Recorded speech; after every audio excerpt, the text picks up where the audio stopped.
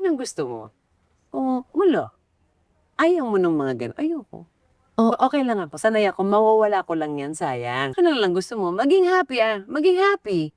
Sabi niya, hirap naman nun. Conversation natin mag-asawa. Sabi ko, no, babe. Pag-gising ko pala sa umaga, the fact na nagising ako at ang katabi kita dyan, Totoo. I'm so happy. I made it. So, meron naman akong another 24 hours to do it. Paglabas ko, meron akong mainit na kape. Happy na ako nun. Because every day is Yes. a gift. Yes. And I cannot control everything. Yes. Every day. So, may Yes. 10% na hindi mo kayang makontrol. But always remember, this 10%, wala siyang reason para ma-steal niya yung joy mo for the day. Magpasalamat sa kung ano ang ibinigay sa iyo ng Panginoon. Yes. Either good or bad, Lord, kaya ko to. Ako lagi kong paalala sa sarili ko, magdasal, Yes. Importante yan. magpasalamat, Yes.